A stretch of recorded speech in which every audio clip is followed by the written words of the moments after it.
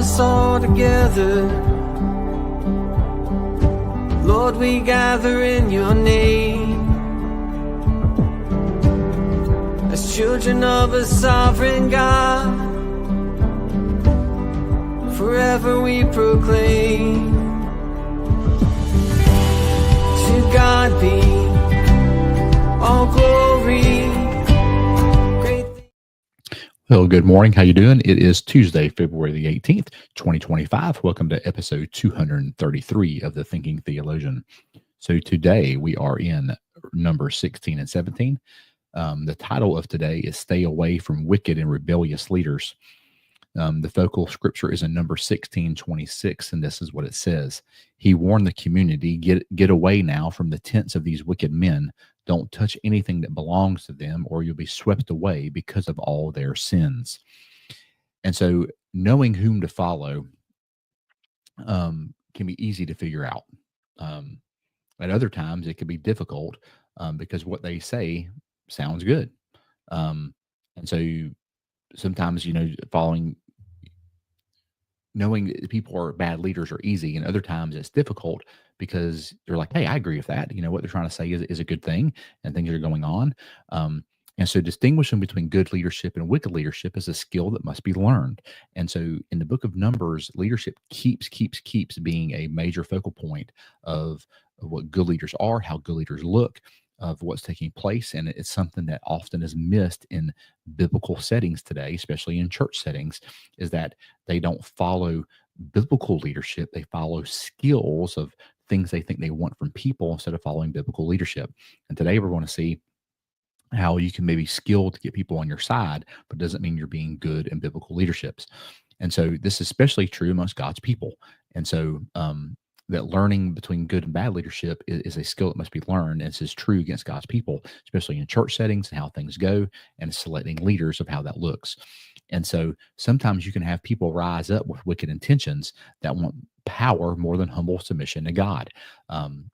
I've always seen this before. Anytime that there's a vacuum of leadership, or anytime there's a void of leadership, that void's going to get filled, and usually it's filled with people who have ill intent of what's going on. As other times there are people who are in leadership who portray one thing and then lead another way. They are duplicitous in their mind and their thinking and in their heart.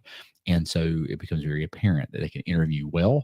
They may be able to say things good publicly, but then privately they have very low character, and they lead in bad ways.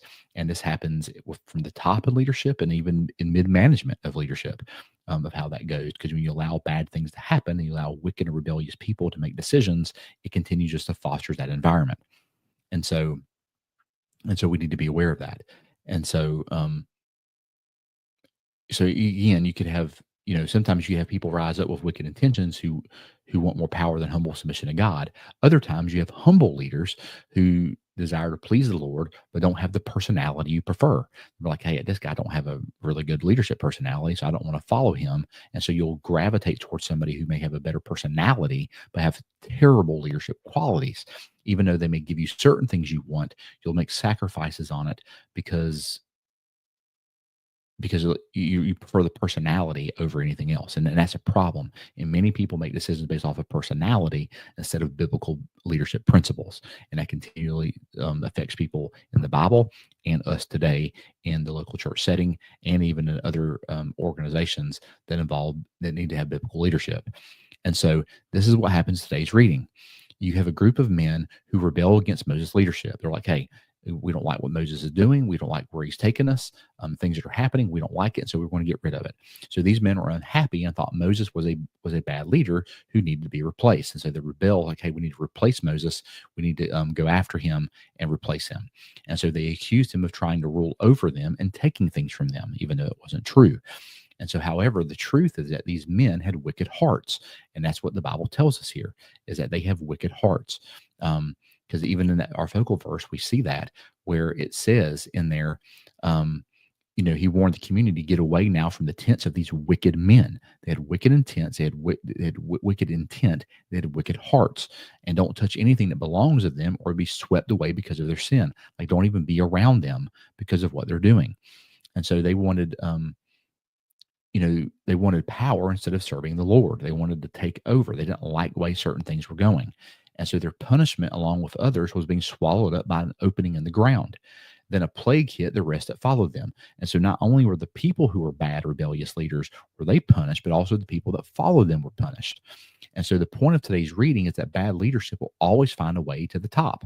Um, it always goes. It's always a battle. Good leadership is always trying to fight bad leadership, and it's always a difficult thing and difficult place to kind of that find yourself, because it can be hard to distinguish between the two unless you know what you're looking for. And so these bad leaders, they make good points, or even have eloquent speech. They even may have a following, or a group of people want to follow these bad leaders. And sometimes these bad leaders are already in positions of power, but in Moses' case, it wasn't. And so the problem is that they are not following the Lord. Bad leaders don't follow the Lord. They are selfish in their leadership. Their character can be seen by others. The problem arises when others do not call out the bad leadership. Here, Moses calls out the bad leaders who are trying to take over. In other circumstances, you have bad leaders in place, and the good leadership does not call out the bad leadership because they're afraid. And like we talked about yesterday, they like familiarity more than they like doing something new. They'd rather follow bad leadership instead of following good leadership because they know what they're getting with the bad leadership, and they're not sure what they're going to get with the new leadership that may come in. So the challenge for us as believers is to know that challenges to leadership will come. And so your leadership challenges will come, whether from usually from the wicked people who are trying to take over and do things that are unbiblical. And so now their intent may not be to be wicked. They may not even know that they're doing wicked things, but they've never been taught how to lead biblically. And so when they do that, that is a wicked thing to do. And so the hard part is to let the Lord deal with these bad leaders. This is what the Lord does here with them. He deals with them in a very swift and awesome way, and it's pretty intense what happens to them. So I have witnessed places allow evil leadership to go unchecked. I've witnessed it firsthand where they allow evil leadership to go unchecked, and they make excuses for the person that is making these bad decisions, or the group of people who are making these bad decisions, and it always leads to ruin. Now, it may not happen immediately, but it's going to happen at some point. And so leaders who demonstrate unbiblical qualities are allowed to stay in positions of influence, and that shouldn't be allowed to happen, whether it's the pastor, the deacons, the associate, Sunday school teachers. Like, it doesn't matter if they're unbiblically qualified. It needs to be called out and dealt with and not allowed to take place. But oftentimes people, and especially churches, don't like making changes because they know that's going to create an uproar and problems, and they rather deal with what they know than what they don't know. And so that creates issues. And so even when others know that the problems are many, it is ignored because calling out sin is difficult, and you don't like calling out sin. And so here, these leaders are in sin because you're trying to call out Moses for something that is not even accurate. And so thankfully, we know that God will always expose the truth. And so when he does it, it often happens in a dramatic way, like we see here in today's reading. It may result in judgment and pain, but make no doubt, God takes leadership serious, and so should we. He will reward good leaders and punish bad leaders. As believers, our job is to make sure we don't follow bad leaders, that we expose them for who they are and what they're trying to do to the assembly and to the group, especially when it comes to God's people. And so when bad leadership is allowed to continue, it stains the reputation of the Lord. And it does. It creates a bad reputation where people don't want to attend church or be around other things because of what they've witnessed and seen and how they've seen other people act and behave. Be different and understand that bad leadership that is ignored will bring judgment. Be different, understand that bad leadership that is ignored will bring judgment on them and on you. And so when we ignore bad leadership, it's going to bring judgment on them and on us, and we need to be aware of that. And so my challenge today for you, if you're experiencing bad leadership in your church, and this is kind of where we're sitting at today, the nation of Israel was a nation, but maybe more applicable to us. If you're experiencing bad leadership in your church, you need to call it out instead of washing over it and allowing it to continue. And so, but it's hard to do that. It's hard to call out wicked leadership in what's going on. And so the wicked leadership either can come from the top or maybe other people who are in mid-management leadership, or it could come from both. I've personally witnessed an organization, a church that knew that the leader was wicked, continually did wicked things, continually covered it up and never called it out and allowed things to happen. And so what they do to cover up these things is that they events and other things happen to cover up the bad things that are taking place. And so people aren't focused on the actual problem, they're focused on the events. And so it's just a band aid. But at some point, those things are going to come to a head and it's going to blow up even worse because you can't hide bad leadership. It's not going to change the things that are going on and taking place. And so, but people think it's going to. Some people, I've even heard the statement before that the more busy a group is or more busy a church is, that you can hide the flaws, and you can't hide the flaws. You might be able to um, keep them keep them at bay for a while, but eventually they're going to come to a head and they're going to explode. And the longer you try to keep it hidden, the bigger the explosion is going to be at the end. And so please be aware of that, is that here Moses deals with these bad leaders and God deals with these bad leaders pretty swiftly.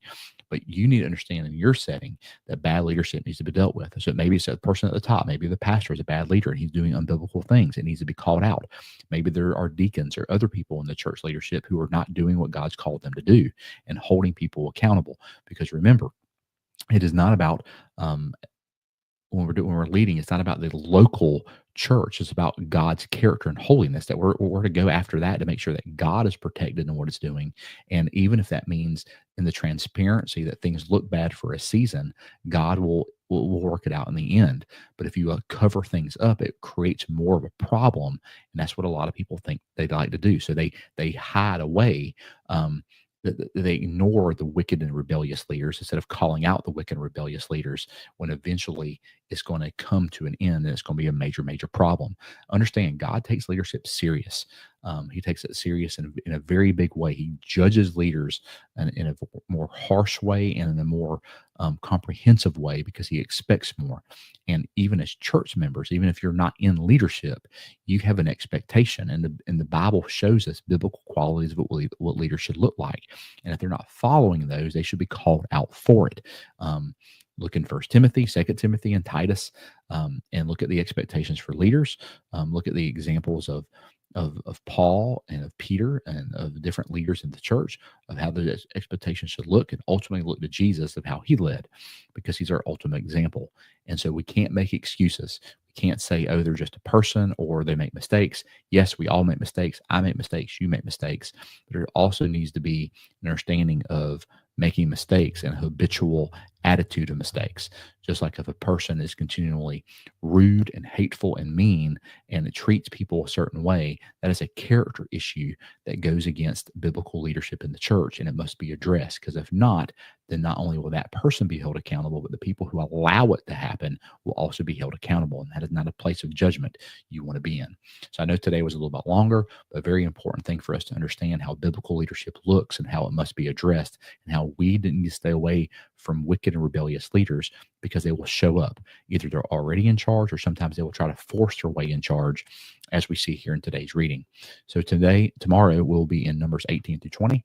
Thank you for being with us today. Have a good